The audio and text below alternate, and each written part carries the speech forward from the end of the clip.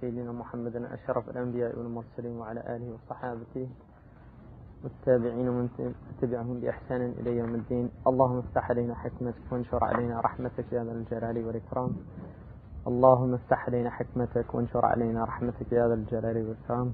اللهم افتح علينا حكمتك وانشر علينا رحمتك يا ذا الجلال والإكرام. اللهم لا علم إلا ما علمتنا. اللهم علمنا ما ينفعنا وانفعنا بما علمتنا وزدنا علما. وصلى الله على سيدنا محمد وعلى آله وصحبه وسلم. Now, inshallah, before we actually go into the subject, for the benefit of people who haven't gone through this, because I know some people here have, and it's a good review, and for the benefit of people that haven't, that's why I'm going to go through it. So this is actually a fatwa of my teacher, Murabit al Hajj, which concerns the importance of following the imams. And before I go into it, I just want to explain. Basically, last night we talked about when we were discussing the matter of the science of ihsan, that there were imams of that science. And how you know that you're not going astray is by following the imams, that there is a general consensus about their uprightness. And this is from the Quran, because the Quran says, فَاسْأَلُوا أَهْلَ الذِّكْرِ إِن كُنْتُمْ لَا تَعْلَمُونَ. Now, to give you another example of that, which is an interesting one, I think, from the seerah, is that when the Prophet ﷺ initially had his wahi, he actually was completely distraught, because he really didn't understand what was happening. And the first thing that he did, sallallahu alaihi wasallam, was he went to Khadija.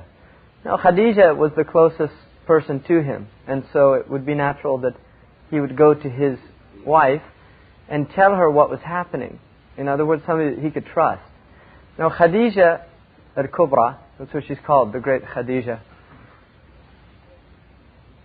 was an absolutely phenomenal woman in every way.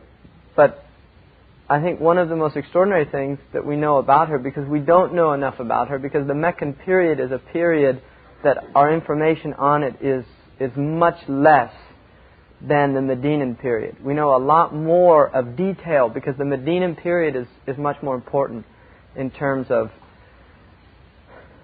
the running of a society. The Meccan period, the lessons that are important we know, but a lot of the hadiths, in fact, are not transmitted, because many of them were actually abrogated.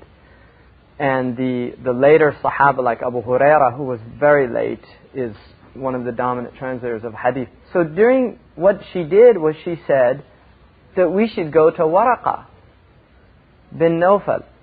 Now, why would she say that? Right? Well, why? Does anybody, why would she suggest that? What's that? But why Waraqa?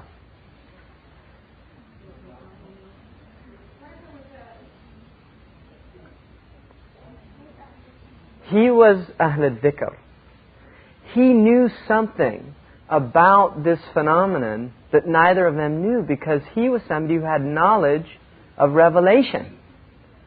The Arabs didn't know revelation. And Khadija instinctually said, something's going on here. You're not the type of person that the jinn are going to afflict, because they knew. In societies, you know the type of people that will go mad. Generally. Really. I mean, people do. You can see signs. And the Prophet ﷺ did not have any of those signs. So Khadija knew, no, your Lord is not going to do something harmful to you. Let's go to Waraqa bin Nawfal, because here's a man who's from Ahl al-Dhikr. In other words, he's somebody who knows about this very subject. And that's what they did. And what does Waraqa say? This is namus. He told the Prophet, this is namus. In other words, he explained to the Prophet ﷺ, this is revelation, because he knew what it was. He understood what revelation was. And here is a clear example very early on of the Prophet ﷺ going to the only person in Mecca that could have given him that answer. There was nobody else. There was nobody else in Mecca that could have given him that answer. Waraqa is the man. Now there were Jews in Medina that could have, like Abdullah bin Salam and others, radiallahu anhum. But in Mecca, Waraqa was the man. And that's who Khadija said to go to ask the question. What we should take from that, the wisdom is that when you do not know something, you go to the people who know about that thing. And irrespective of what the matter is, if it's medicine, you go to a physician. If it's engineering, you go to an engineer. If it's an agricultural concern, you go to the agriculturalist. You have to go to the people of that science. And that's what the intelligent person does. وَمَا خَابَ مَنِ اسْتَخَابَ. You can't go astray, you can't lose if you take good counsel. If you take nasiha, if you go to the people of nasiha. So each one of the sciences has their imams. Now, if you look at the epistemology of the Muslims, and by epistemology I mean the way that we know something, how it is that we know something is true or not true. So there's an epistemology, there's a methodology at understanding, there's a methodology of understanding how we know something. And the foundation of Muslim epistemology is ultimately trust. And if you look, and there's some interesting literature on this, even in the Western tradition, if you look, the foundation of what most people know is based on trust. So just to give you an example of that, there's an idea of mutawatir, and people should understand that term. Mutawatir is when you have, in the hadith science, it's when there's so many chains or narrations of transmission that it is impossible for there to be a lie.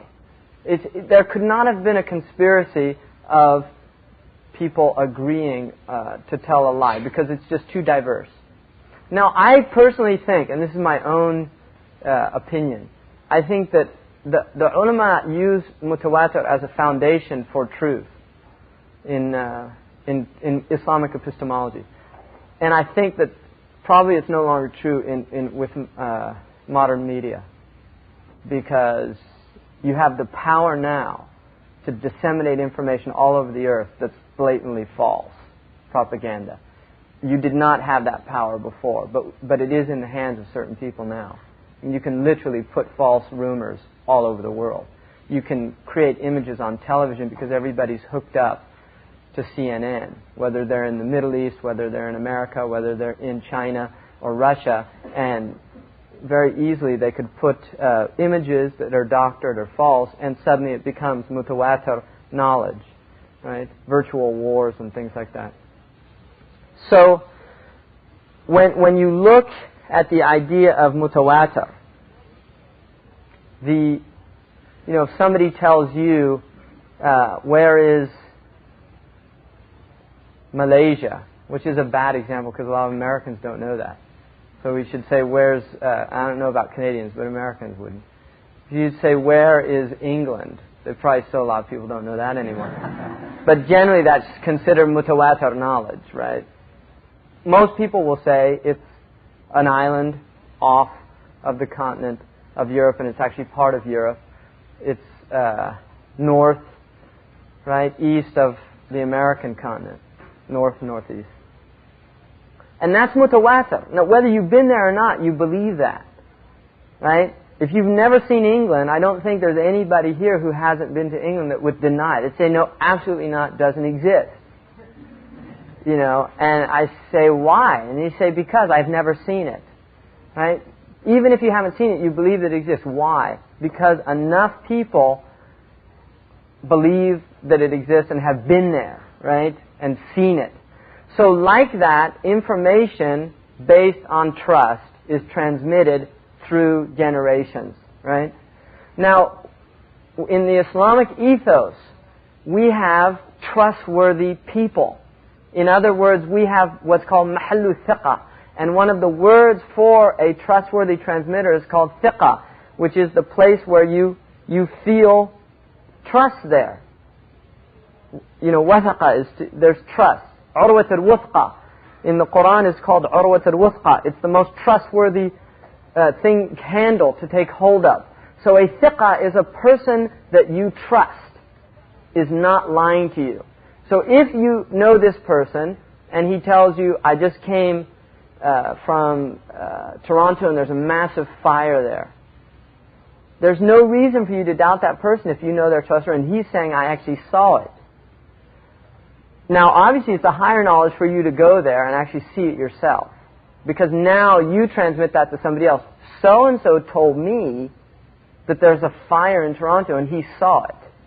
Now if the person you're telling trusts you, then they'll believe it. But if they happen to know that you're somebody who's known to tell stories, right, fabricate things, then they might doubt it, even if it's true or not. So the transmission of knowledge is based on trust in Islam. And the first and foremost source of our trust is Al-Amin, is the Prophet ﷺ himself. He is Al-Amin. He is the trustworthy one. He's telling us that Jannah exists. He's telling us that Jahannam exists. He's telling us that the Quran is a revelation. And we're trusting him. Ultimately, we are placing our trust in the Messenger of Allah. Because when you say Amantu billahi, it means I place my trust. Right? Amana is a trust, and Iman is from Amana. And the Prophet said, La iman liman la amanata lah. He has no Iman, the one who has no trust. So Iman in Allah subhanahu wa ta'ala is a trust in what? In Allah first and foremost. In His messengers, in His books, in His angels. We are trusting that these things are true and that these are valid sources. That the angel is a source and a trustworthy source of knowledge. Jibreel alayhi salam. He's called Allamahu Shadid, right? Shadid al-Quwa, the fierce one, right? He's Qawlu Rasulun Kareem. He's a noble messenger. And noble people don't lie. So when you look at the sciences, you have to recognize that we do have a basic trust in our imams. We trust them. And now people can say, no, I only trust Allah and His Messenger. Well, that is just somebody who has not thought out the situation. Because what you know about Allah and His Messenger is what has been transmitted by trustworthy sources. In other words, if you say, I only trust what Allah and His Messenger say, how do you know what Allah and His Messenger said? Because the Quran has been transmitted. The Quran is transmitted. How do you know that that book that you have, the Quran, unless you took it from somebody who took it from somebody who took it from somebody, and you trust all the chain of narration, you don't know that that book hasn't been, things have been replaced. This is what happened to the Christians, right? The Christians' book has been changed and altered, and yet they still trust the people who print those books, that they're true. And it gets worse because now they change it arbitrarily because of political correctness. Quite literally, they just change things because that's old-fashioned. And they don't tell the people. So the person goes to the bookstore to buy a Bible. He doesn't know this is in fact a politically correct Bible. And there's been things that have been taken out of that book. So we know that the Quran is absolutely sound because of the chain of transmission. The Hadith, you're trusting Al-Bukhari's research in the men that he took from. You're trusting Imam Muslim's research. You're trusting Imam Malik's research. You're trusting Ibn Wahb's research. You're trusting then each chain of transmission. And furthermore, you're even trusting the Lebanese booksellers, which is a disaster. Because they're not trustworthy, unfortunately. No offense to Lebanese people. But they're just not anymore. They're out for money. And beautifully, hadith illustrate, at-tujar hum al-fujjar. Merchants, they are corrupt people. And one of the Sahaba said, كيف يكون ذلك يا رسول الله? How could that be true when Allah has made tijara halal? And he said, because they do things like swear oaths and they know it's a lie, just to make money. And that's not an insignificant hadith. And that is why that a true merchant, a tajir al-sadiq, is with the shuhada on the Yawm al-Qiyamah. And anybody who's had any practice of commerce will know why that hadith is true. Because it's very difficult to be absolutely 100% truthful in all of your business transactions. I guarantee you. Anybody, I mean, you tell the person, oh, that coat looks great on you. You're just lying. You're lying, to sell a garment. Right? Or it's a really good bargain. And you know it's a lie because it was made for 10 cents in Costa Rica and you're selling it to them for $150, right? I mean, this is what merchants do, unless they be given tawfiq from Allah. So, the point being is that we place trust in our sources of knowledge. Now, who do we place our trust in? Ahl al-Dhikr, who are they? They're thiqat that have, the ummah in each generation has said, these are the trustworthy people of this science. How do we know that they're trustworthy? Because the vast majority of our scholars have accepted them and they don't have ikhtilaf. There's not big ikhtilaf in them. In other words, if you find a scholar in which there's a lot of difference of opinion in him, it means he's somebody that you have to be careful with. Somebody, I guarantee you, Ibn Hajar al-Asqalani, you won't find difference of opinion. Amongst the entire ummah of people who know the science of hadith, you're not going to find difference of opinion. He is an imam in that science. The same is true about Imam al-Bukhari. The same is true about Imam Qadhi Iyad. The same is true about Al-Hafiz Ibn Abd al-Barr. In the science of usul, you won't find difference of opinion. Imam al-Baji is one of the great usuliyin. In the science of tafsir, Imam al-Jassas, the Hanafi scholar, is one of the great imams. Nobody's going to debate that. And therefore we know they're rightly guided. Does that mean that everything that they tell us is true and accurate? No. There are probabilistic errors in their works. And some of the errors are clear and blatant and have been pointed out by scholars who come later. Right? So the rightly guided works have been looked at and literally, like a sieve that they take over the centuries, scholars will come, they'll pick up the work, put it in their sieve and they'll shake it and they purify it. And so after 10 centuries, you have a book like the Muwatta, and you have several commentaries on it. Great minds have looked at it, they've gone through it, and they've given us the final word. So this is a basic trust that we're having. Now, with the science of, you have that with the science of Aqidah, you have that with the science of Fiqh, you have that with the science of Ihsan. You have this with all the sciences. So this is basically now just an exposition on what then is necessary for us as simple Muslims. And Sidi Abdullah said, he mentioned this morning, and really, it was amazing because Shaykh Ibn Abi Jamrah, who is a big wali of Allah, the book he's reading from, he was somebody amazing. And I was telling Sidi Anas that at the end of his book, I mean, I think it's just so interesting because, with books, you pick up a book like this one, and on the back it'll say, we certify that this translation corresponds to the Arabic original and conforms to the practice and faith of the Orthodox Sunni community, Al-Azhar. There is no doubt that this translation is a valuable and important work, whether as a textbook, Dr. Taha Jabir al-Alwani, etc. This is truly a magnificent piece of work, Dr. Farhat Ziyada. We have here in English an authoritative compendium of Muslim law, Dr. John Williams, The Muslim World. So this is called, in logic, this is actually logical fallacies, right? It's an appeal to authority, right? But I mean, it's true. They're all saying true things. This is an amazing book. But this is an appeal to authority. Now, if they really are authorities, as I said earlier, then there is credence in what they say. But generally what booksellers will do is they'll just put names on books to give the book some, and I've always wondered why, you just don't put and maybe they do, just make them up. I mean, I'm sure he didn't, but maybe they do, Henry Kissinger, you must read this book, and what's he going to do?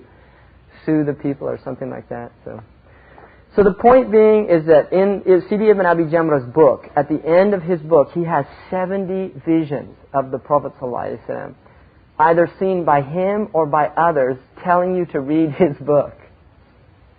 And I just think that's so amazing, that's who's on the back of his book. The Prophet has 70 visions telling people, read this book. And in one of the visions, the Prophet ﷺ told one of the imams, go and tell Ibn Abi Jamrah that he has understood my words. And that if you want to understand my words, to look at what he says in his commentary on Imam al-Bukhari's book. And it's extraordinary. So that's part of a proof of the validity of the book when several people all over the Muslim world, and the amazing thing about the visions is they didn't end in his life. People continued to see them afterwards. So this is part of, this just strengthens the source if the vision is seen by a thiqah. In other words, he's not lying. Like one of the hadiths that was fabricated on the Prophet ﷺ is, whoever eats eggplant every day will never be afflicted by diseases. And it's a fabricated hadith that a man who used to sell eggplants in Baghdad started spreading the hadith. And there were people that did that, merchants that would make these things up. So the visions were seen by people who were thiqah, they were sources of trust. And in one of the visions that Yusuf al-Nabahani saw of the Prophet that he mentions in his book Shawahid al-Haq is about Imam al-Ghazali, because he was warning people about saying anything bad about Imam al-Ghazali. He saw the Prophet ﷺ in a vision, and Yusuf al-Nabahani is a thiqah, he's a scholar that we trust. He saw the Prophet ﷺ in this dream, was sitting with all of his companions, and he asked the Prophet ﷺ a question, and the Prophet put his hand ﷺ to his right, and he said, indicating to ask this person, and he looked, and it was Imam Abu Hamid al-Ghazali. That he was pointing to him to answer the question. And Yusuf al-Nabahani said he realized the maqam, or the station that the Imam had with the messenger, if he was deferring his answer to the Imam. So you will find this in our tradition, confirmations that people have in their visions about these people. And we don't base hukm on vision. In other words, there's no judgment based in Sharia. You cannot make a hukm based on a vision of the Prophet ﷺ. But visions of the Prophet ﷺ do strengthen the authority. And this is why they're transmitted in the books. People do see visions. And all of our imams, Al-Aini transmits visions, Imam Nawawi transmits visions. They mention visions as ways of explaining to people the validity of certain positions as a strengthening, not as a hukm, like saying, oh, this is why it's so because of the vision. No, but the vision confirms the hukm, that's all. So in this fatwa, he begins by saying that he considers one of the most important replies that he's given, because Murabit al Hajj in the land of Mauritania is considered a thiqah. People trust his fatwa, and people will send fatwa from far distances because they trust his fatwa. And so this man asked him a question here, and that is, what do you say about people who censure the studying of branches of knowledge without studying the actual sources of the knowledge? In other words, what do you say about somebody who learns the wudu or learns the aqidah without understanding how these ahkam were derived and brought out? Now, just to point, in terms of aqidah generally, the scholars say there's no taqlid. It's haram to make taqlid. If you make taqlid in aqidah, there's a difference of opinion. Some say it's completely unacceptable, and others, like Imam Subki said, it's acceptable if the muqallid's iman was so firm that if the person that he was trusting actually went into ridda, apostated, that the muqallid wouldn't lose his iman. So if somebody taught you tawheed and he was the source of your understanding, and then a'udhu billah, he left the deen, and yet that didn't waver your belief in what you knew, then Imam Subki says that that's a valid iman. But generally they say no, there's no taqlid in iman. You cannot be muqallid in iman. You have to understand iman for yourself. You have to believe in Allah based on your own understanding. Whereas in the furu' of fiqh, you have to have an imam unless you reach that level, and that's what he's going to talk about. So he says, would that he had claimed ijtihad for himself only, and Allah is his reckoner, and abandoned the call of Muslims to leave that which is incumbent upon them. In our reply to such a one, we make mention what the scholars of the methodological basis of Islamic jurisprudence, the usuliyin, and the imams of the jurisprudence themselves has said about such a matter. As for my labeling him a deviant, it is only because he has desired to impose upon common people the precious rank of absolute independent reasoning, about which Muhammad al-Nabigha said, and ijtihad in the land of the Moroccans, the Western Phoenix has taken flight with it.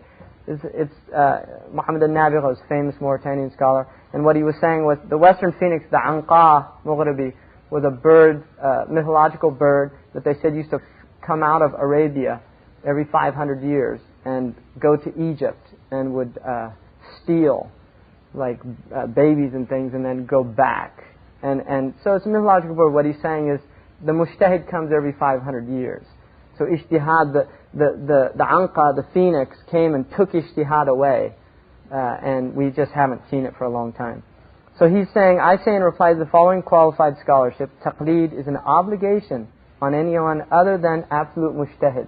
In other words, what he's saying is it's wajib to follow somebody of qualified scholarship that you trust if you are not an absolute mujtahid. And I will make mention of all his necessary prerequisites, inshaAllah. Sidi Abdullah al Hajj Ibrahim. And this is a book, by the way, which is taught in Al-Azhar and in Medina University in their section on usul. It's called Murabit al Hajj. It's 1,001 lines by 1,000 lines. 1,001 lines by Sidi Abdullah al Hajj Ibrahim. He said in his Muraqi al-Sa'ud, taqlid is necessary for other than the one who has achieved the rank of absolute ijtihad. Now if you look, there is ranking in ijtihad. The first and highest rank is called mujtahid mutlaq. I don't have a board, but the first and highest ranking is called mujtahid mutlaq. A mujtahid mutlaq, when we talk about ijtihad, what ijtihad means is anything other than what there is a absolute proof for. Qat'i. Qat'i means it's a decisive proof and there's no debate about it. When there is a qat'i proof for something, there is absolutely no room for ijtihad. Ijtihad comes when you have some ambiguity or there's something equivocal in the statement that the legal ruling is coming from and the imams differ on it. At that point you move into ijtihad. Who is capable of making ijtihad? Now the vast majority of rulings in Islam are ijtihadi rulings. Now why would that be? Why would Allah make the vast majority of rulings in our deen from ijtihad? Why? Why do you think? What's that? Not really, because ijtihad can be a fixed thing. I mean, ijtihad does have that element of change, but the vast majority of ijtihadi rulings are not. They don't change. They're the same.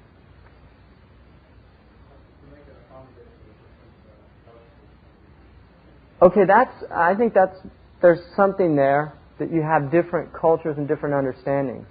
But what ultimately is ijtihad? What is the actual process of it? What is ijtihad? What's the root word?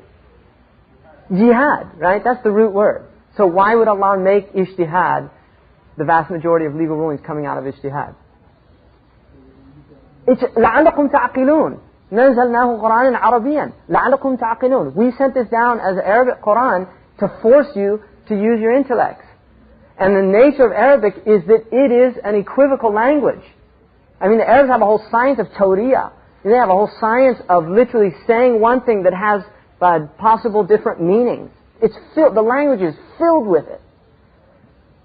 It's filled with ways of saying something that have completely different meanings. What it does is it forces you to exhaust your intellectual powers. And the most essential rhetorical element in the Arabic language is ellipsis. It's constantly not finishing a full thought. In other words, it leaves it to where the person listening is forced to finish the thought, to finish the understanding. The Quran is filled with that, and that's why so many tafsirs there's brackets that are filling in the lacunae. The thinking, the process is filled in by these lacunae, right? So that's why ijtihad is to force us to think. Now, not everybody can think at that level. It's just a fact of life. Not everybody is capable of thinking at the highest levels, right? Because Allah has created a creation of varying understanding. There's tafawut. There's difference in understanding. So he says, so the first one is mujtahid mutlaq, which is an absolute mujtahid. He is the one who's able to make ijtihad. And the next one is called mujtahid muqayyad. Mujtahid muqayyad. Mujtahid muqayyad is somebody who has limited analogical reasoning abilities because of knowledge limitations. In other words, his knowledge is limited, so he cannot make absolute ijtihad. And these people are forced to follow the methodological practices of the mujtahidun and muttaqun. In other words, what the mujtahid does is he shows you how he does his ijtihad. So it's like he gives you an ABC, like a logarithm of how he arrived. And the different Imam, Abu Hanifa has a different logarithm. Imam Malik has a different logarithm. Imam Shafi'i has a different logarithm. If you are a mujtahid mutlaq, you will derive your own logarithm. If you are a mujtahid muqayyid, you have to follow the process of one of the imams. You can't make up your own. You have to follow one of their processes.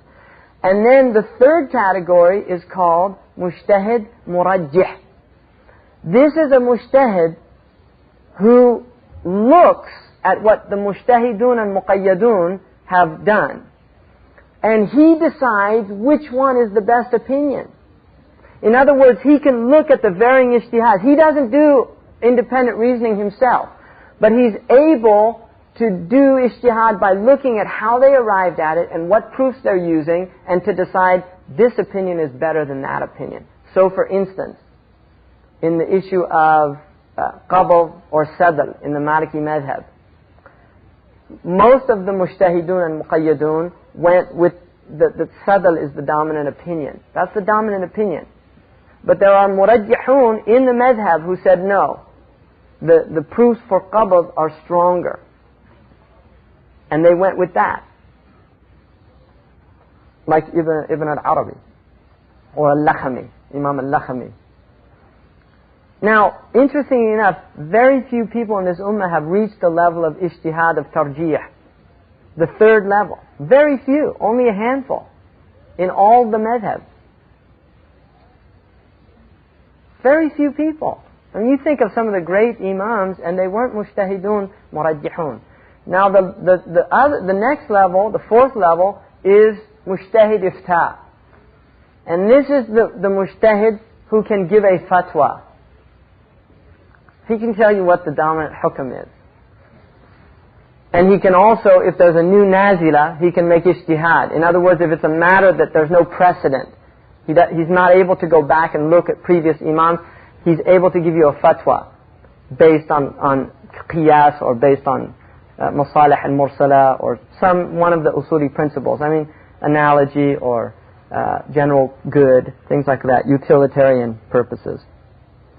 And then the final level is called the faqih, right? And you could take that really to, I mean, you could take it to the next level, which is mutafaqih. Now, most of the later scholars, like Yusuf al-Nabahani, considered himself a mutafaqih, right? Imam al-Sawi. I mean, Imam al-Sawi was a great Maliki scholar. Muhammad Ali, Shaykh al-Azhar in the 19th century, he considered himself mutafaqih. He didn't even consider himself at the level of the great people of ifta before, even though he has fatwa. And then finally, at the very bottom, you have what's called an ammi, which is what we are, all of us. We're awam. We're not even in that list, none of us. And if you meet somebody in this age that thinks that they are, then you're in trouble. Really, you're in trouble. And wallahi, I'm not exaggerating that. I think there's probably mutafaqihun. There's some people that are at the level of mutafaqih now. I would highly doubt that there's a faqih. Maybe there is. I mean, I can't, it's something you can't, ihata lillah. But most of the real people that I trust, the ulama that I've met that I trust, they say there's not fuqaha. There's mutafaqihun. And Allah knows best. So the ammi is somebody, they don't have any tools. What do they do then? Taqlid. They follow the way of the people that have this knowledge. Now, he says in here that it's incumbent upon you to do that, whoever falls short achieving the rank of absolute ijtihad to following a particular madhab. Again, in Maraqi al-Saudi says, the consensus,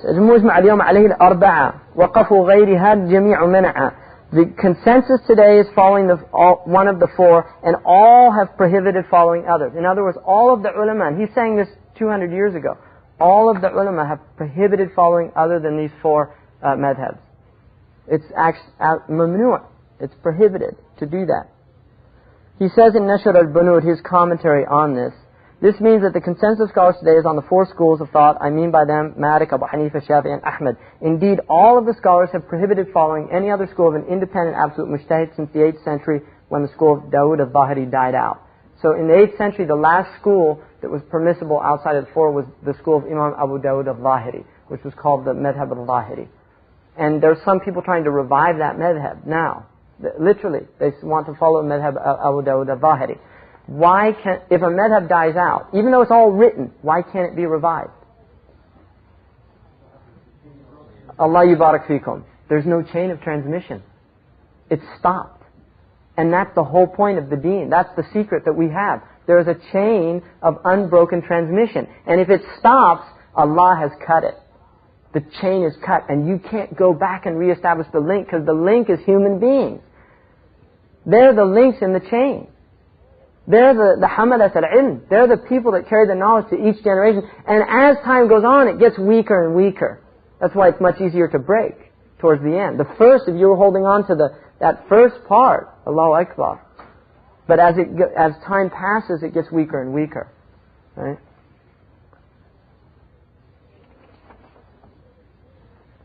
So he says it means, and then he says, as for the one who is not a mujtahid, then basing his actions on primary textual evidence is not permissible. In other words, it's haram.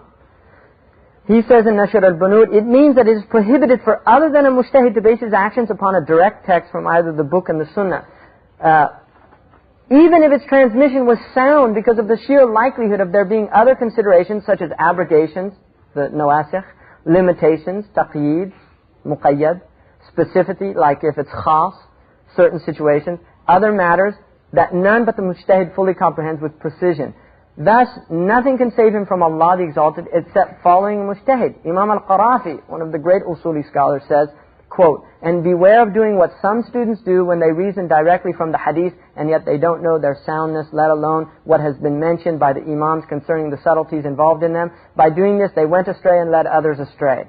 And whoever interprets a verse or a hadith in a manner that deviates from its intended meaning without a proof, dalil, is a kafir.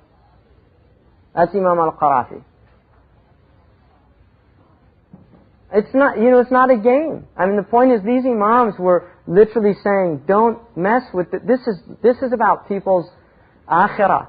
This is not like, you make a mistake in a grammar book, it's not going to be really harmful for people. It's not. But you make a mistake in the ahkam, and you're dealing with people's guidance. Right? It's guidance, and that's why they're making it so strong. This is called sad al-dhari'ah. It's cutting off the pretext of allowing for anarchy in our tradition. As for the conditions of absolute and independent ijtihad, they are mentioned in Mawqi al-Su'ud in the following line. So here's the condition that you have to have in order to do your own independent reasoning.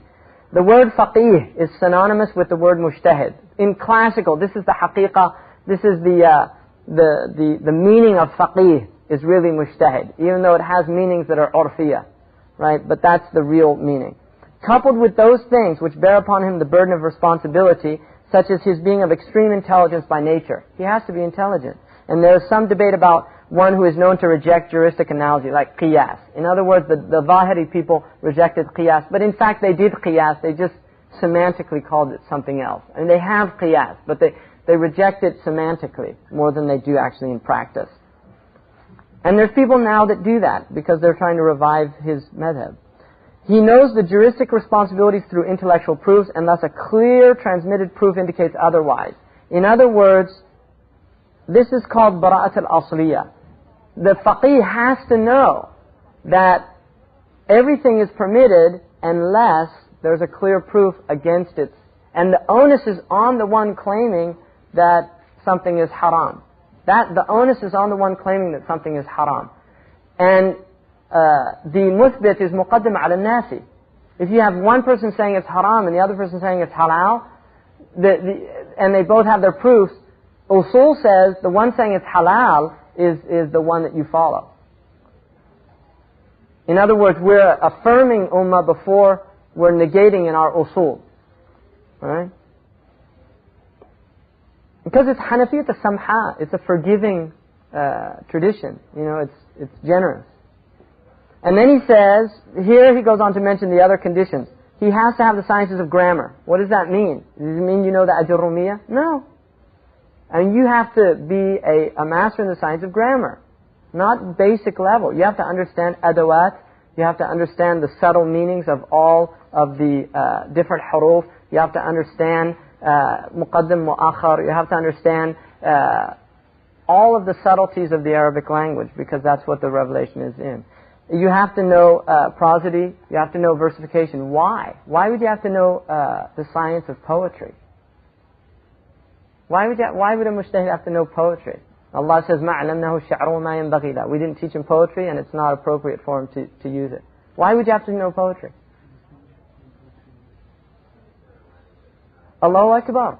That's exactly why. Because most of what we know about the meanings of the Arabic words come from Jahili poets. The Quran is explained through the poetry of the Jahili Arabs. And if you don't understand, they knew it just by what's called sajiyya or saliqa. They just knew it because they were Arabs. And they knew when a verse was wrong. We don't know that anymore. So we have to learn what's called arud. We have to learn the qawafi. We have to learn the different abhur, the different metered ways, so that we can know whether it's a sound piece of poetry or not. Philology, you have to know ishtiqaqat, you have to know where roots come from, because philology is a very important science in interpreting the Quran. Combined with those of usul and rhetoric, he also has to master. You have to know balagha. And you say, well, Sahaba didn't know balagha. Absolutely not. They knew balagha 100%. They didn't have words for it. But they knew when something was raqiq. They knew when it was weak. And this is why the Arabs said about the Prophet ﷺ that not only did he speak to every tribe in their native dialect. If the Yemenis came, he spoke in the most rhetorically effective manner in that native dialect. That's how he was described by his own companions, sallallahu alaihi wasallam. If the Yemenis came, not only did he speak in their dialect, he spoke in the most rhetorically powerful way that could be done in that dialect. So in other words, if you're living in the United States, television's kind of wiped this out, but traditionally you had dialects in regions. And what that would mean is, if somebody from the South came to me, I would start speaking to him in his language, not in a way that's affected to where they would feel like he's making fun of me. It would be in a way that they would feel that I was one of them. That I was actually from them, because he's from the Arab. Allah subhanahu wa ta'ala says, Allahumma salli ala, لَقَدْ جَاءَكُمْ رَسُولٌ مِنْ أَنفُسِكُمْ. There's come to you a messenger from your own selves, which means all of the Arabs, with the exception of Bani Taqlid. It's the only tribe that he did not have relatives from. All the Arabs on the entire Arabian Peninsula, the Prophet had relatives from. He was connected to every single tribe, with the exception of Bani Taqlid, because they were Christian Arabs. And Allah did not place any Christian in their Ummiyun, because he was from the Ummiyin. And Bani Taqlib were from Ahl al-Kitab. So he was related to all of his people. And he spoke to them in a way that they felt, subhanallah, it's like he sent him from Himyar. It's like he sent him from Bani Tamim. So it's amazing. It's a mu'jiza of the Prophet ﷺ. And he even used Ajami words with the Ajamis. Like he used Habashi, when the Habashis, he would use some words just to honor them. Sallallahu Alaihi Wasallam. And then, according to the people of precision, he has to know where judgments can be found without the condition of having memorized the actual text. So the ulama say that he doesn't have to memorize all the hadith. Now, what does that mean? Does that mean that if I say, oh, well, alhamdulillah, then I've got my collection of Bukhari, my collection of Muslim, my collection of Abu Dawood, Tirmidhi, all these things, then can I go and do these things because memorization is not? No. You have to have studied each one of those books with a hadith master, and have isnad and ijaza, and know which is the correct dhabt, because there's different dhabt in the hadith. In other words, al-Bukhari, there's different riwayat that have different ashkal and things like that, and you have to know that. So you can't just buy the books. The books have to be authenticated, like in India, where they still maintain hadith tradition. They have authenticated, certified editions of the books that are then read with a scholar. The books, they still transmit them with absolute certainty of their transmission. And then he says, And above all these, of all these that we've just mentioned, he has to be a middle-ranked mastery. In other words, he has to be a master and of middle stature. He can't be like average. He has to be a master, which is above average, and amongst the masters, he has to have middle. In other words, he can have some middle stature in his mastery. But he has to be a master, which is not average. It's above average. He has to know those matters where there's ijma'. So there's ijma'at. So he has to know where everybody's in agreement. He must know things such as the condition of a single hadith, the ahad and the mutawatir and the aziz. He has to know the mashhur. He has to know when a hadith is ahad because that has a hukm, as opposed to a hadith that's mutawatir, as opposed to a hadith that's aziz. They have different ahkam related to them. Furthermore, he has to know the abrogated and the abrogating. Ibn Wahb, who's one of the strongest men of Imam al-Bukhari and a master of hadith, he said he memorized so many hadiths, he became completely confused and was worried for his own deen, that he was going to go astray, until he came to Imam Malik radiallahu anhu.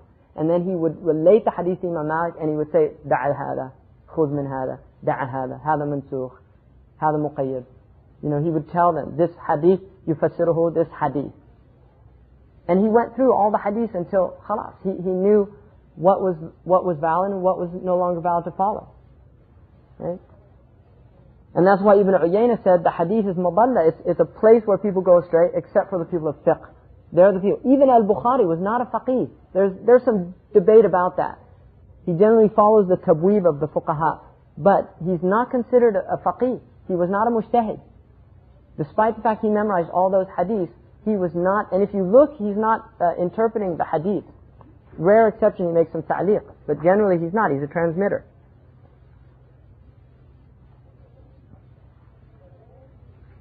And then he has to know also under the conditions which the verses were revealed or the hadith. So there's what's called asbab al-nuzul and asbab al-wurud.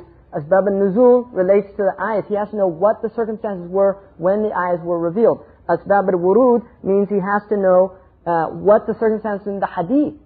When did the Prophet ﷺ say the hadith? Because that relates to understanding the hadith in its context. And you'll be amazed when you see, because many of the hadiths don't have the asbab al-wurud in them. When you read books that have the science of asbab al-wurud, suddenly the hadith makes sense in a way that it didn't make sense before. Guarantee you. And it's just extraordinary to see that.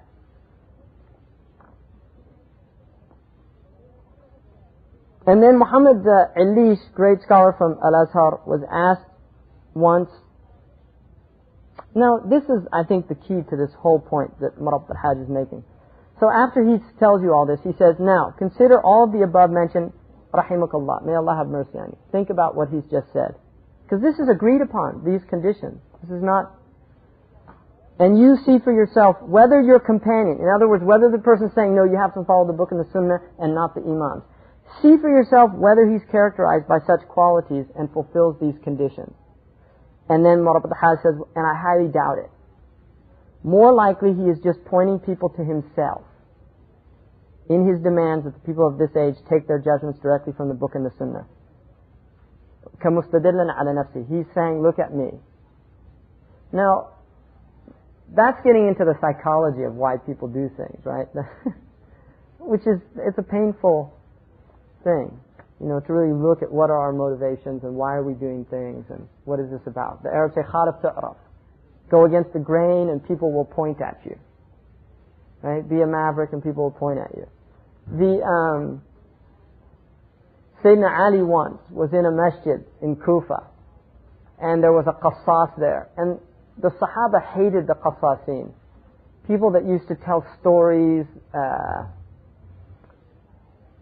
that were fabrications. They were like embellished stories. And some of them were very effective, the qasasin. Yahya ibn Yahya al-Laythi says on his way to, I think it's Yahya ibn Yahya al-Laythi, on his way to Medina, he said that there was a qassas with them. He was a young man. He said he used to get up after every prayer on the journey. They were going to Medina, and he used to tell these stories, and he'd have everybody weeping.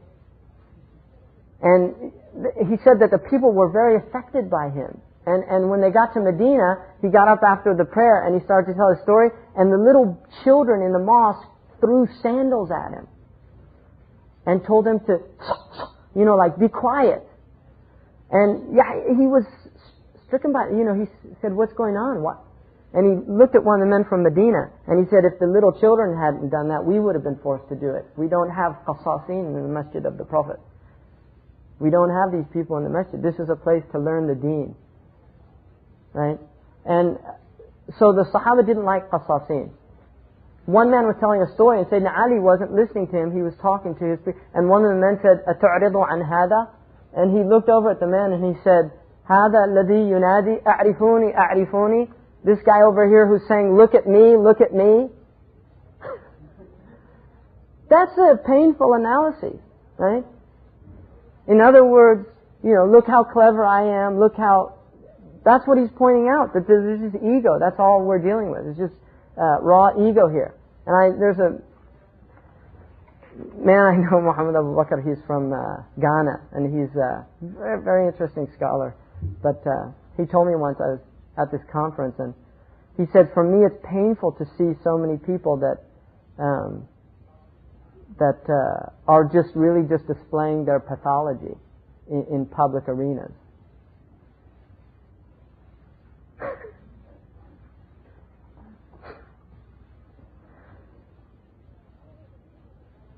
I mean, there's a difference, right, between activism and action. Right? There's a big difference between the two. Activism, and I'm saying this as a former activist, activism is often nothing other than working out your own psychological problems in a public arena. So if you're angry, you begin to justify your anger by using objects of your anger which are justifiably objects of anger. But the reason that you're attacking them is not because you're really indignant about those things. The reason you're attacking them is because you're angry as an individual, and you want to justify your anger, so you direct it at objects of anger. I mean, this is what they call sublimation, right? Sublimation. You sublimate your pathology and find some socially acceptable arena, right, to display it. And people were doing it all the time, and it's very sad. And this is why you have to have tazkiyah. That's why the foundation of our deen is tazkiyah. You have to purify the self. When the man asked the Prophet ﷺ, who's the mujahid fi sabilillah? Who's the mujahid? Who is, and that's a very important question. Who is the one really struggling for the sake of Allah? And the Prophet ﷺ said, first he told him who wasn't the mujahid, right? The one that's fighting to be called brave is not a mujahid, right? The one who's fighting to be called brave is not a mujahid. The one who's fighting for some worldly gain is not a mujahid. The one who's fighting because he's just angry, and he wants a social outlet for his anger. People that want to go kill people. Who then is the mujahid? The one who struggles in order that the kalima of Allah is paramount.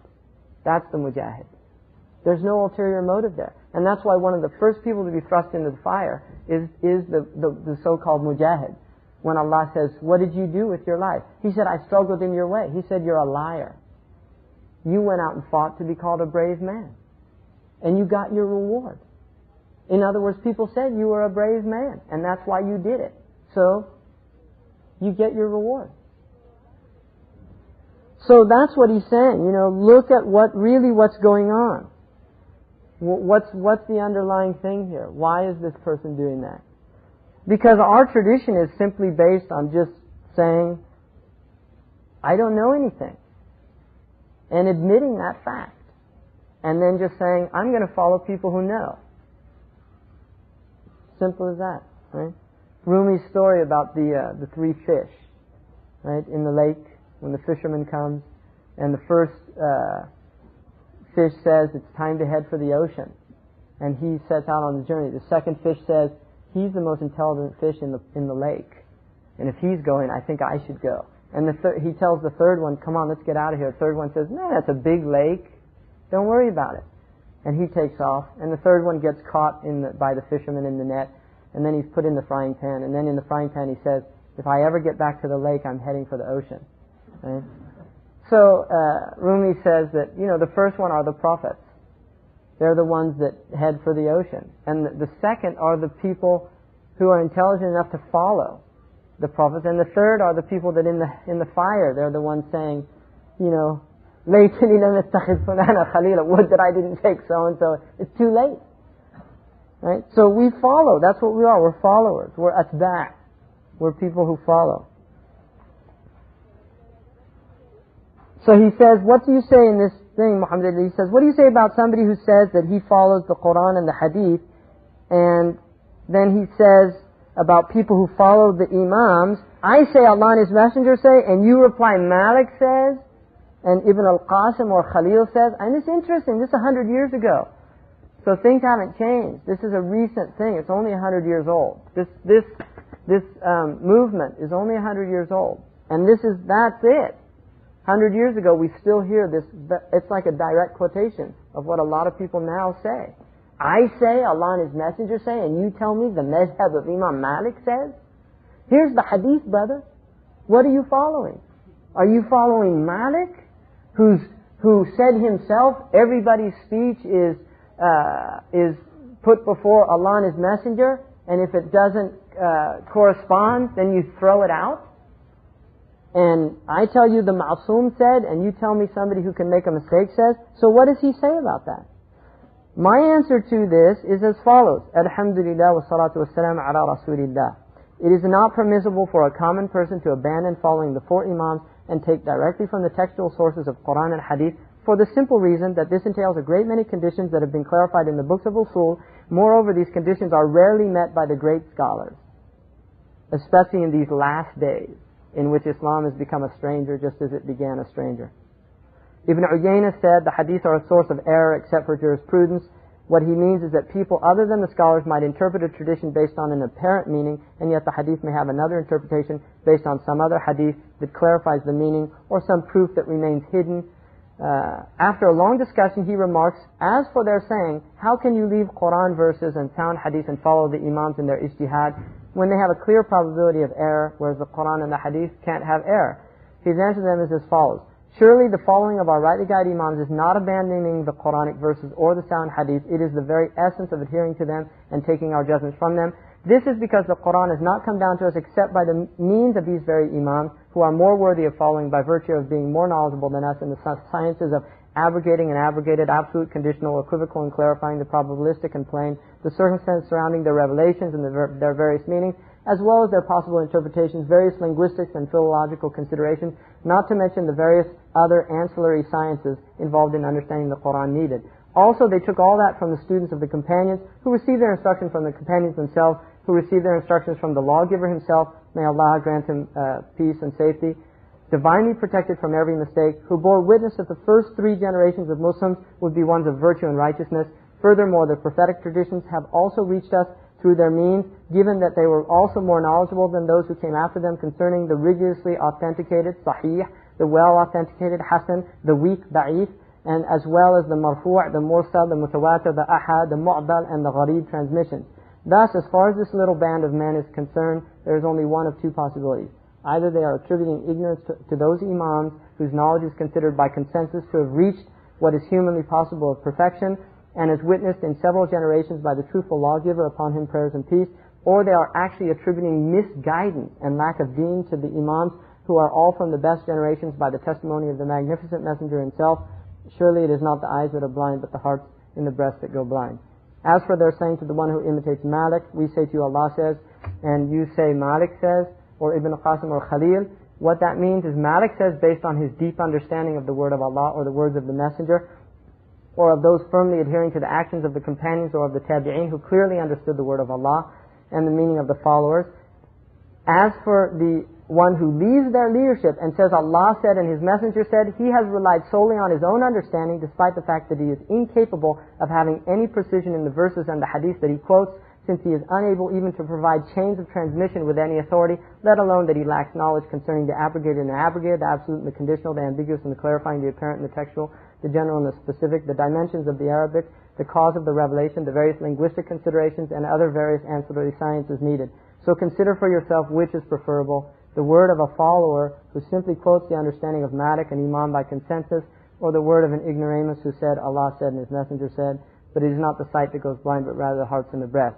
Furthermore, know that the origin of this deviation is from the Zahiriyah who appeared in Andalusia and whose power waxed for a period until Allah obliterated all traces of them, until this little band of men set about to revive their beliefs. Imam al-Barzuli said the first one who ever attacked the Mudawwana, he's using Maliki sources because he's a Maliki in a Maliki country. But we could use the same, say Imam Shafi'i, Imam Ahmed, Imam Abu Hanifa, the same. But he's writing to primarily Malikis, that's why he's using that. So he says, if you consider the above-mentioned text, you will realize that the one who censors you from following the imams is truly a deviant. And I am using the word deviant to describe them only because the scholars before me have labeled this little band and their view as deviant. Moreover, you should know that those who condemn your adherence to the imams have been fully refuted by Muhammad al-Khadir bin Mayaba with the most piercing of refutations, and he himself called them in his book, The People of Deviation and Heterodoxy. He called his book Refuting the People of Deviation and Heterodoxy, who attack the following of the imams of independent reasoning. And I used to have a copy, but I no longer do. So my brother, I seriously warn you from following the madhab of these people, and even from sitting in their company, unless there is an absolute necessity. And certainly from listening to anything they have to say, because the scholars have declared their ideas deviant. Ibn al-Hajj says in his book, Al-Madkhal, Umar ibn Abd al-Aziz said, never give one whose heart is deviant access to your two ears, for surely you never know what may find fixity in you. I ask Allah to make you and me from those who listen to matters and follow the best of them. So that's his fatwa about that issue. And I just wanted to, clarify that that is the position of the Ummah for 1200 years. Right? Really, that's the position. And I ask anyone in this room to show me one imam before the 19th century who did not put the name, for the last 1200 years, who did not put the name of his imam after his name. Anyone. Just one. An imam in which there's consensus about him who did not say Ibn Hajar al-Asqalani al-Shafi'i, Qadi Iyad al-Maliki, Imam al-Tahawi al-Hanafi, Imam al-Jassas al-Hanafi. Right? Anyone. Imam Abdullah al-Haddad al-Shafi'i, Imam al-Haramain al-Shafi'i. Any one of them. Ibn Taymiyyah al-Hanbali, Imam al-Dhahabi al-Hanbali, Ibn Kathir al-Hanbali, Ibn Rajab al-Hanbali. Any one. Just one imam that didn't have that name attached to him. And you can't. So, I just think that's important for people. Inshallah, I'm going to get copies for everybody to take one of these.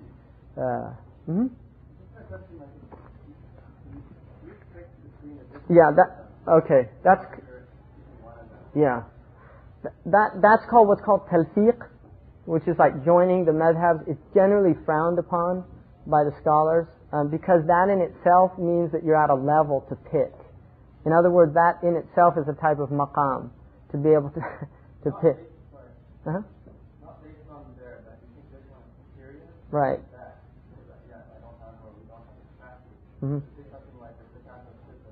Can you pay it in money according to the Hanafi as opposed? Yeah. Right. Well, even the Hanafi position, that's not that's a rukhsa, isn't it? To pay with money. Are you Shafi? Is Shaykh Faisal here? Is somebody know the Hanafi position about that? I think it's a rukhsa in the Hanafi madhab. I don't think it's preferred that they pay in food. Allahu alam. I guess my point is, just because I like that one. Yeah, no, that's called ittiba' al-hawa. That's following your. Yeah, well, that's hawa. That is what hawa is. Hawa is your personal inclination, and they say the best hawa is the one that yuwafiq al-shara'. In other words, if you don't like onions and garlic just by nature, it's nice because the Prophet ﷺ didn't eat onions and garlic, right? But you can't start saying, لا أنا أتجنب البصل والثوم. الرسول صلى الله عليه وسلم كان يكره البصل والثوم. You don't like it, but you're using it, as a way of no, I don't eat those. The Prophet never ate them. But the truth is, you just don't like them. There's people, Bayya, Hafizahullah, he's amazing qadi in the Emirates. And one time we were talking about Imam Malik, his position about Shawwal. It's makruh in the Maliki madhab to fast the 6 days of Shawwal immediately after the Eid. Imam Malik said that it just means 6 days during the year, and Shawwal was just mentioned. In other words, he doesn't see that it's specifically Shawwal. It just means 6 days throughout the year. And he also considered it makruh because Imam Malik has an usuli principle in which he will actually prohibit something or say it's makruh out of not wanting people to think that it's a fard. يعني خشية اعتقاد الوجوب, it's called, out of fear that people will think they have to do it. So Shaykh Bey was telling me about that, and I said, and he said to me, I said, so you don't fast them? He said, no, I've never fasted them. And then I said, subhanAllah, I've never fasted them either, but it wasn't because I knew that hukm, it's just because I was lazy. and he laughed and he said, it's the same with me.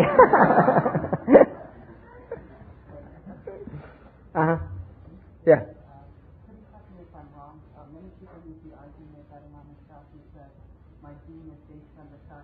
That's true. Yeah. إذا صح الحديث فهو مذهبي, which is true for Imam Shafi'i. It's not true for Imam Malik. Imam Malik does not say that.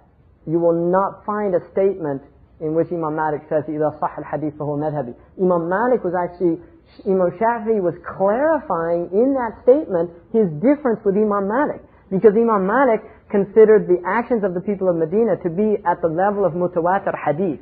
And therefore, if the actions of the people of Medina differed from a sahih hadith, which was ahad, Imam Malik took the actions of the people of Medina over the hadith. Whereas Imam Shafi'i said, no, I can't agree with you there, because he was a mujtahid mutlaq. He said, إِذَا صَحَّ الْحَدِيث فَهُوَ مَذْهَبِي. I'm going with the sahih hadith. Alright? So he did say that, but I can give you many, many examples of hadiths in which you will have two completely different opinions in two different sahih hadith, two different sahih chains of transmission. And then you have what is called a tanaqud. And if you don't know nasikh and mansukh, if you don't know khas and am, muqayyid and mutlaq, mujmal and mubayyin, if you don't know how to discern, there's no way that you can do that for yourself. So that is true. Imam Shafi'i did say that, and Abu Hanifa radiallahu anhu said, whoever doesn't know where I took my rulings from cannot give fatwa by my madhab. He can't give a fatwa of my opinion. What he was telling us, if you're going to be a mufti, you better have the dalil that I have. In other words, you have to consider what I'm doing, because this is deen. So they're speaking to people at a certain level. They're not speaking to us, because I don't have the tools. I mean, my knowledge of Arabic, which is, it's not, if I put myself, compare myself to modern speakers of Arabic, then it's probably reasonable. But if I compare myself to previous generations of educated Arabs, it's horrendous. Right? Really. I don't have the knowledge of Arabic to be reading hadith with any skill. I really don't. Yeah. So I can't say, even though Imam Shafi'i radiallahu anhu said that, وَعَلَى عَيْنِ وَالرَّأْسِ, like the Arabs said, with all respect to the Imam, I can't take that as my position, because I don't have the ability to do that. So it is true, إِذَا صَحَّ الْحَدِيث فَهُوَ مَذْهَبِ. That is absolutely a true statement for the mujtahid who's muqayyad of Imam Shafi'i's madhab, or he's a mujtahid mutlaq who agrees with Imam Shafi'i that a hadith sahih is over, for instance, the amal of Ahl al-Madinah, or Imam Abu Hanifa has certain things where he'll go against the sahih hadith because of other usuli considerations. So the imams aren't the same on that position. But that is true. It's what Imam Ali, كلمة الحق يراد بها الباطل. It's true, the statement, but what they're using it for is not true. So truth can be used, it can be used for and against truth. Truth is we can manipulate it. Right? I'll give you an example. Ibn Shihab, who's one of the fuqaha of Medina, brilliant scholar. He's in most of the hadith transmissions. He's from the Rijal of al-Bukhari. He was a mujtahid. He was in Medina, and he was one of the teachers of Imam Malik. He was in Medina, and a man came into the masjid, and he said, Assalamu alaikum wa rahmatullah, Assalamu alaikum wa rahmatullah. Imam Ibn Shihab went up to him and he said, Assalamu alaikum, where are you from? And the man said, Al-Iraq. And he said, where did you get that two taslima from? And the man said, عن النخعي عن ابن عباس رضي الله عنه عن النبي صلى الله عليه وسلم أو عن ابن عباس لقد رأيت رسول الله صلى الله عليه وسلم. And he gave the hadith with the isnad. Not very many people can do that. But he gave the hadith with the, and Ibn Shihab said, لا أعرفه. I don't know that hadith. And so the man said, the Iraqi said to him, ما شاء الله تحفظ حديث رسول الله كله? Do you know all of the hadith of the Prophet ﷺ? And Ibn Shihab said, no. And he said, ثلثي? Do you know 2/3? He said, no. He said, نصفه? He said, نعم. He said, I know half of them. And then the man said, اجعله في النصف الآخر. Put it in the other half that you don't know. Now, the point, and then the beauty of that story is that Ibn Shihab ضحك. It made him laugh. In other words, he wasn't an egotist. He thought, you got a good point there. But Abu Bakr Ibn al-Arabi uses that story as a proof for the transmission in Tirmidhi that the Prophet Aisha said when the Prophet ﷺ used to give his taslima, he only did it one time and to the right. He used to say Assalamu alaikum one time, and that was all. He didn't go to the... That is the position of the Maliki Madhhab. Now the hadith has some weakness in it. But Imam Malik said, even though there's some weakness in the transmission, everybody in Medina does that. And these tabi'een saw the Sahaba doing it. And these are ulama. So this is the amal of the people of Medina. And even though I know there are sahih hadith that said he used to do it twice, I have a hadith that says he did it one time on Aisha, and even though there's some weakness in it, the amal of Ahl al-Madinah strengthens the hadith for me, so his usul said, no, I'm going with one taslima, because I'd rather take 1,000 tabi'een who saw 1,000 sahaba praying a certain way than take a narrative of the ahad. And that's a Maliki position. Imam Shafi'i said, no, I've got a sahih hadith, and I don't agree with Imam Malik about the amal of Ahl al-Madinah. He just doesn't consider it an authoritative. He does in some things, but not in all things. Because all the imams consider it authoritative in certain things. So here's an example where you say, where did you get that taslima from? You know, the hadith right there. And then you say, well, there's a hadith in Tirmidhi. They say, no, that's a weak hadith. So why are you following a weak hadith when there's a sahih hadith here? Well, because of the amal of Ahl al-Madinah. The amal of Ahl al-Madinah, you know, here's a hadith sahih, and you're telling me the amal of Ahl al-Madinah? This is an usuli difference. And Imam Malik is an imam by ijma'. And the ummah has always agreed that he was rightly guided. In fact, there's a hadith that says that in the end of time, not in the end of time, but there will come a time when people will strike their camels looking for somebody in the east and the west. They'll look for somebody of knowledge, and they won't find anyone more knowledgeable than the alim of Medina. And Ibn Uyayna and all the muhaddithin said, we used to interpret it to mean Malik radiallahu anhu. So even Imam Suyuti in his Khasais al-Nabuwa puts that hadith as a proof of the Nabuwa of the Prophet, that he mentioned Imam Malik would come.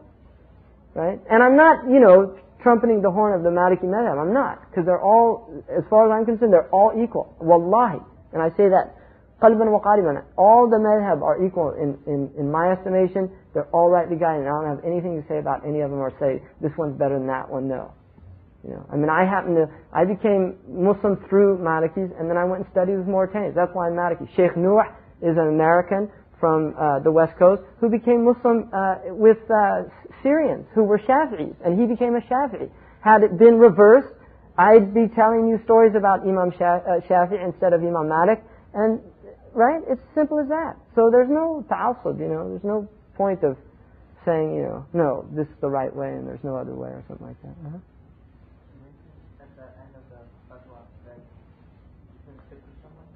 Yeah. It's because what he's saying is this is za'ir. It's somebody there's deviancy in their heart. And it's dangerous to sit with those people because that you can get affected by them.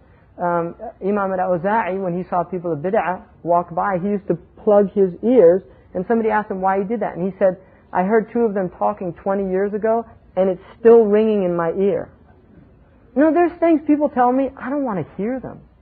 I mean, it's true or not true. People come and they tell you news, please don't. I don't want to hear, I don't want to think about that. You know, people tell me stuff they got off the internet about the Prophet ﷺ. I don't want to hear it. The internet is just smut. Really. I mean, it's just smut. That's all. There's nothing, there's no valid sources on there, nothing. It's you know, virtual. I'm just translating into Arabic. You'll say it's a virtual transmission. Riwaya wahmiya. That's how, wahmiya is virtual now in modern Arabic, right? Wahm means nothing. It's an illusion. So don't take your information from the internet. We have to stop? Alhamdulillah. Was there any question? One thing? Go ahead. It's not fair to, yeah. From this story, basically, you said that we were the followers of the fish that went to the ocean. And I'm left realizing that I have absolutely no idea how to follow. Because I realize I know that, I mean, like, I can't interpret Hindu things where I am scared to do that. Like, how am I supposed to do it? Well, I mean, it's very easy. It's not complicated. There are certain texts that have been transmitted in this ummah for centuries. They're considered rightly guided. You submit to the text. That's all it is. Like Al-Akhdari, which I'm going to start on the next session, not tonight, but tomorrow. Al-Akhdari is a text that's been used for several centuries in Africa. All the imams agreed it's a valid text. I submit to the text. If there's a mistake in the text, it's clarified by the teacher that I studied with the text with. He said this isn't the dominant opinion. They clarified because the texts have been worked out. The rough edges, right? They've been worked out. Like Ibn Ashar radiallahu anhu has 7 fara'id of wudu, 8 sunan of wudu, and 11 virtuous acts of wudu. Imam al-Akhdari has 7 fara'id, which agree, 8 sunan, and then he has only 8 virtuous acts, and omits the 11. If you look in some books, there's 14, 16 virtuous acts. So there's some differences, but they're clarified by the teachers that you study with, those differences.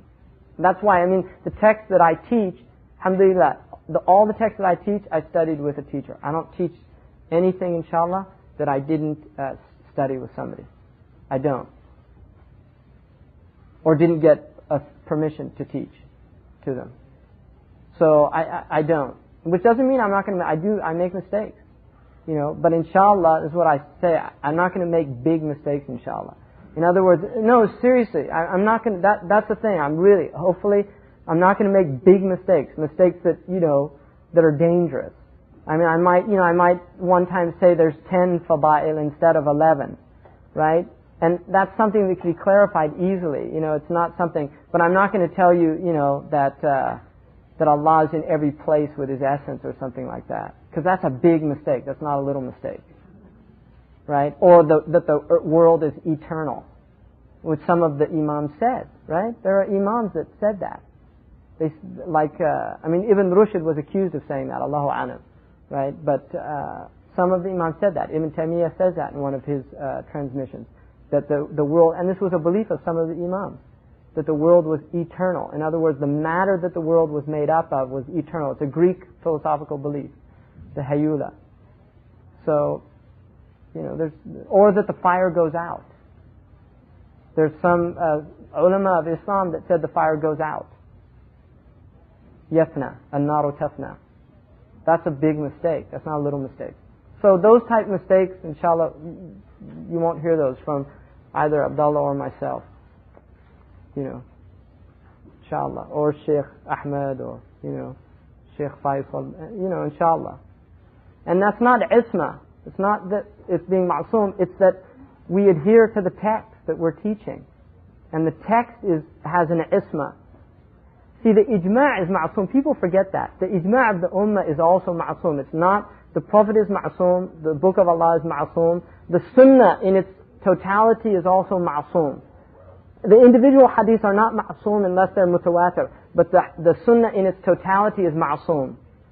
In other words, the Sunnah is definitely there. We know what it was and it's protected because it's part of the deen. The Arabic language protected. Right? There's differences, but the vehicle to understanding the Quran is ma'soom. It's there, it's protected, mahfuz by Allah. And the ijma' is ma'soom. So if you adhere to a text, you're mahfuz from making mistakes. You'll be protected. If you deviate from the text and start going on your own opinion, that's where you'll get into trouble. Because these texts have been worked out by scholars over the centuries, and they've been perfected through commentary and through revision. All right? So, jazakumullah khairan, and, if you have questions, think about things, and I don't mind in another session asking something that might